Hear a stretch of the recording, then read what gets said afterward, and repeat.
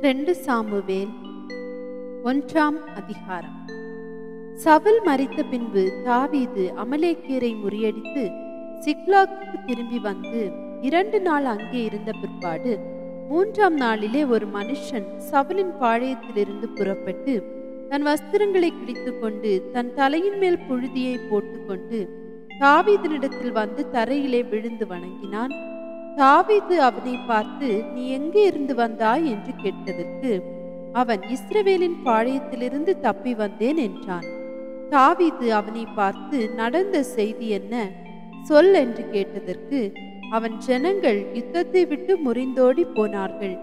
ஜனங்களில் அநேகம் பேர் விழுந்து மடிந்து போனார்கள். சவுலும் அவர் குமாரனாகி யோனத்தானும் மடிந்தார்கள் என்றான். சவுலும் அவர் குமாரனாகி யோனத்தானும் அடிந்து போனது உனக்கு எப்படி தெரியும் என்று தாவீது தனக்கு அதை அறிவிக்கிற வாலிபனிடத்தில் கேட்டதற்கு அந்த வாலிபன், நான் தற்செயலாய் கில்போவா மலைக்கு போனேன். அப்பொழுது இதோ சவுல் தம்முடைய ஈட்டியின் மேல் சாய்ந்து கொண்டிருந்தார். இரதங்களும் குதிரை வீரரும் அவரை தொடர்ந்து நெருங்கினார்கள். அவர் திரும்பி பார்த்து என்னை கண்டு கூப்பிட்டார். அதற்கு நான், இதோ இருக்கிறேன் என்றேன். அப்பொழுது அவர், நீ யார் என்று என்னை கேட்டார். நான் அமலேக்கியன் என்று சொன்னேன். அவர் என்னை நோக்கி, நீ என் அண்டையில் கிட்ட வந்து நின்று என்னை கொன்று போடு, என் பிராணன் முழுதும் இன்னும் போகாததினால் எனக்கு வேதனையாயிருக்கிறது என்றார். அப்பொழுது நான், அவர் விழுந்த பின்பு பிழைக்க மாட்டார் என்று நிச்சயித்து அவர் அண்டையில் போய் நின்று அவரை கொன்று போட்டேன். பிற்பாடு அவர் தலையின் மேல் இருந்த முடியையும் அவர் புயத்தில் இருந்த அஸ்தகடத்தையும் எடுத்துக்கொண்டு அவைகளை இங்கே என் ஆண்டவரிடத்திற்கு கொண்டு வந்தேன் என்றான்.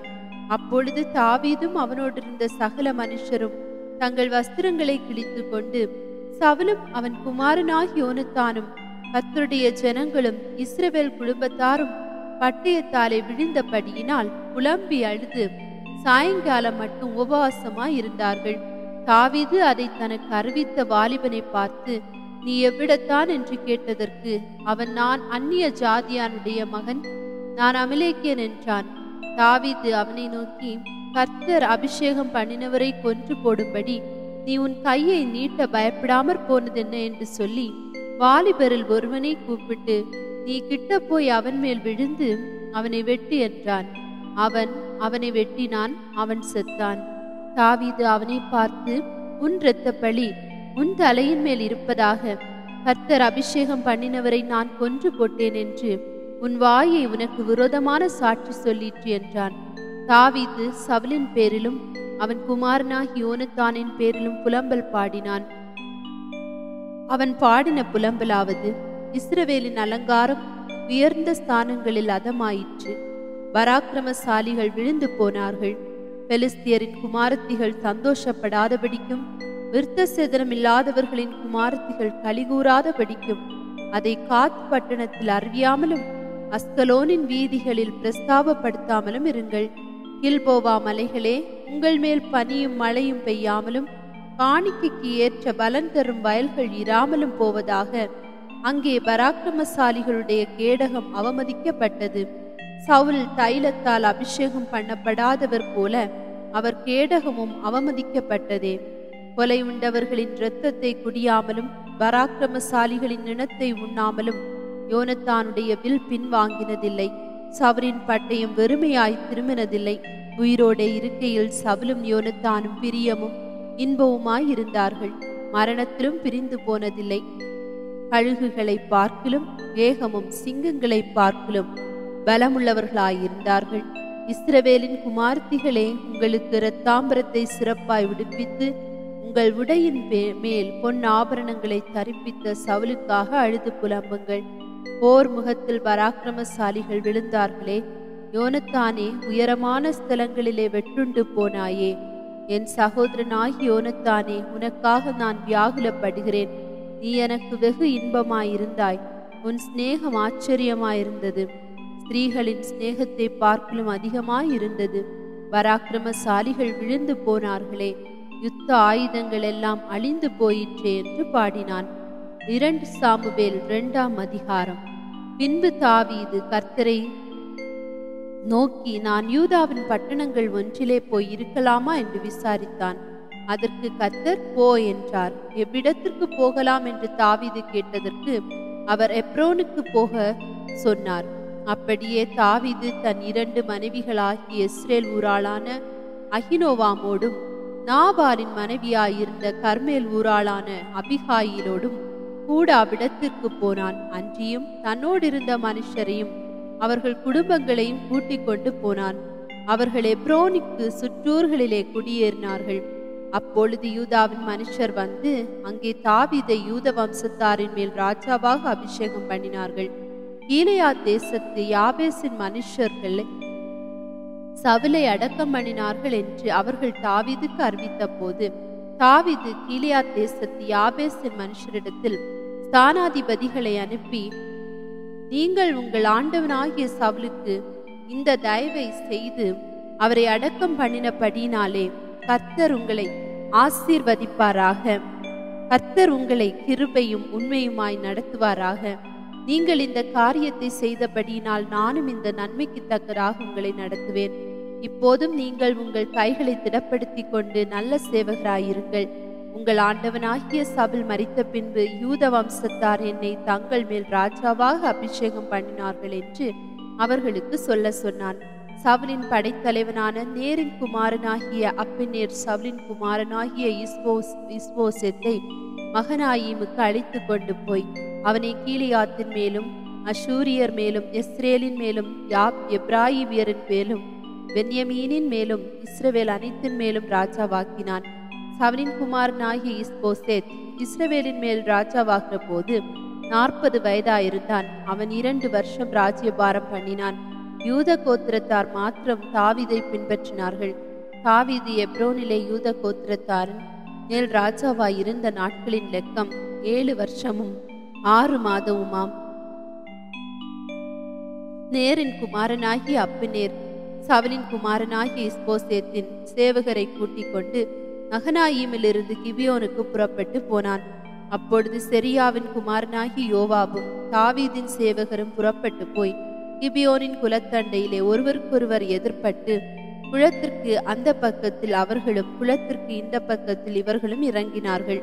அப்னேர் யோவாபை நோக்கி, வாலிபர் எழுந்து நமக்கு முன்பாக சிலம்பம் பண்ணட்டும் என்றான்.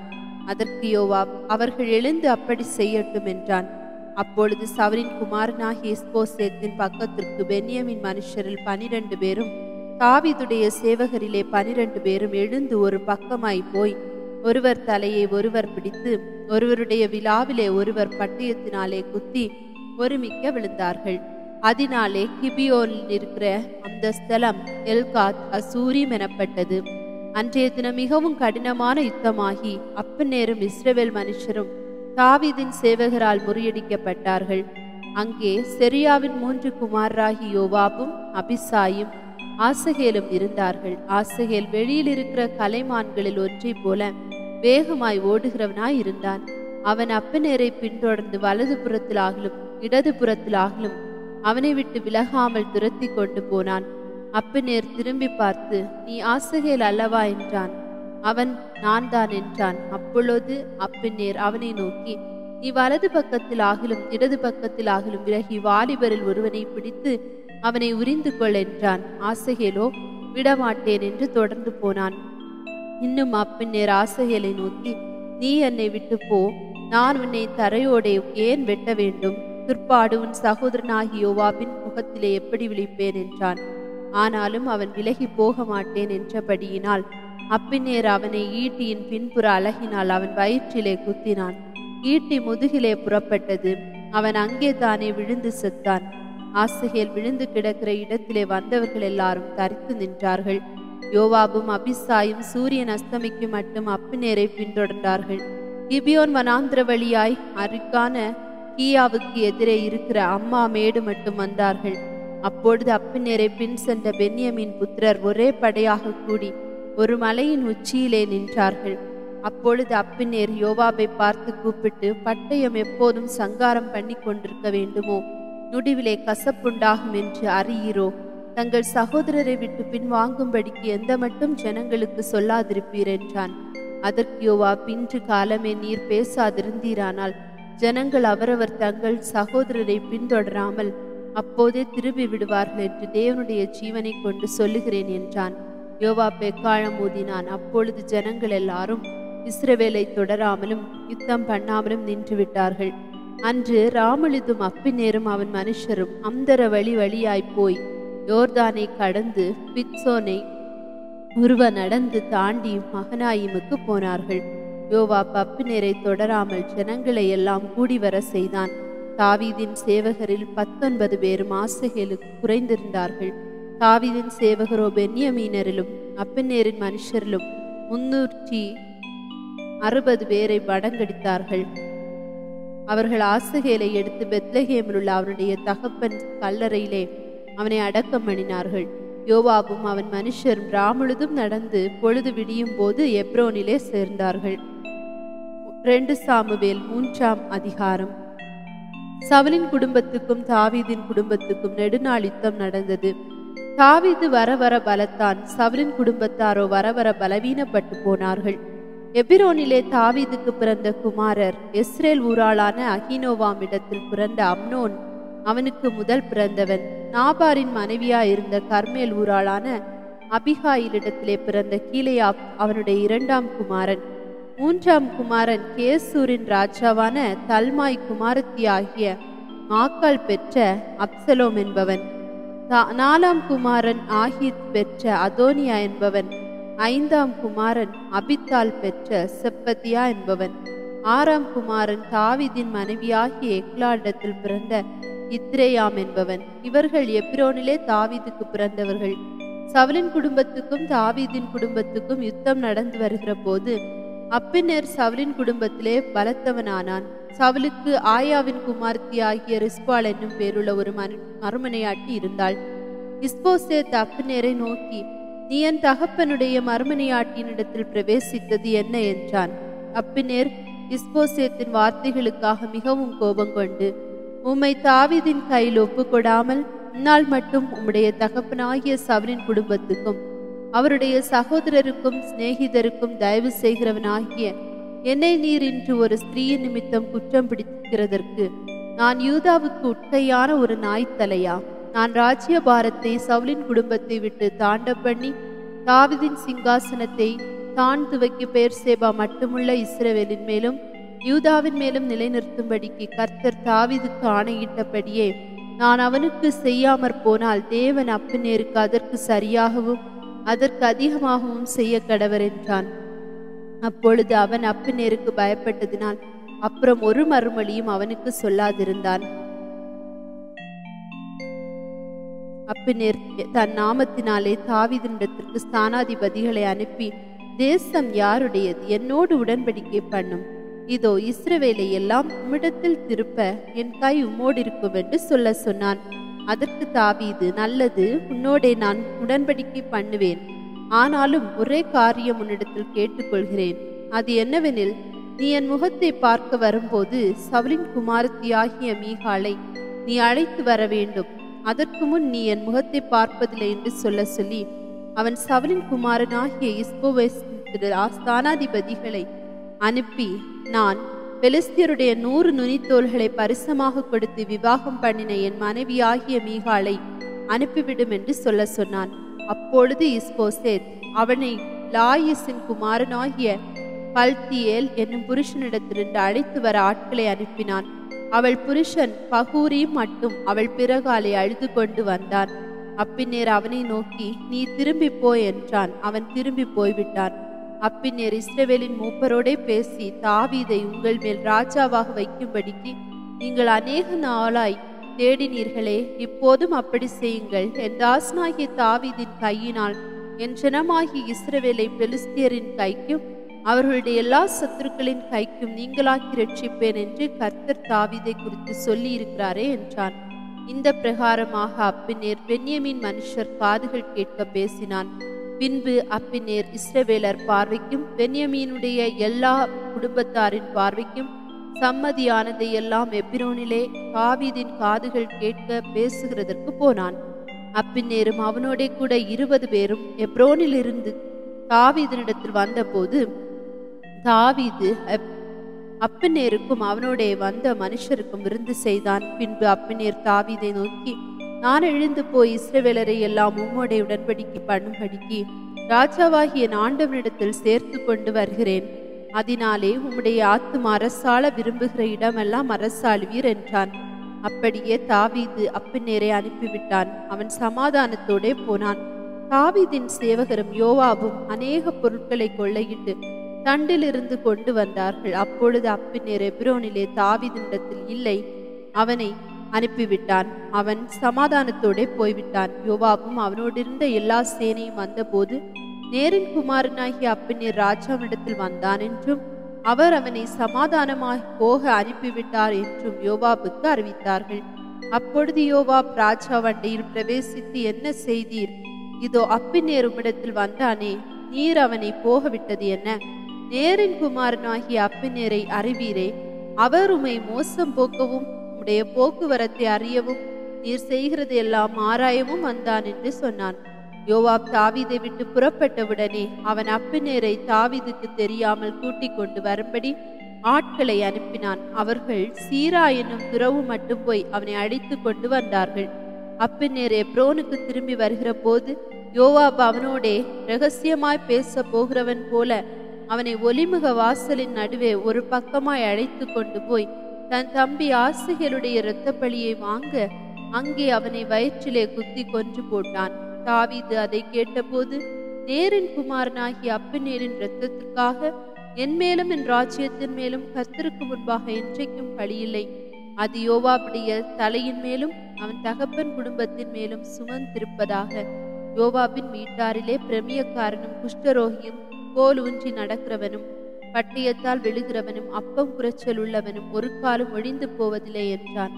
அப்னேர் கிபியோனிலே நடந்த யுத்தத்திலே தங்கள் தம்பி ஆகிய ஆசகேலை கொன்றது நிமித்தம் யோவாபும் அவன் சகோதரனாகிய அபிசாயும் அவனை சங்காரம் பண்ணினார்கள். தாவீது யோவாபையும் அவனோடு இருந்த சகல ஜனங்களையும் பார்த்து, நீங்கள் உங்கள் வஸ்திரங்களை கிழித்து கொண்டு ரெட்டுடுத்தி அப்னேருக்கு முன்பாக நடந்து துக்கம் கொண்டாடுங்கள் என்று சொல்லி தாவீது ராஜா தானும் படைக்கு பின் சென்றான்.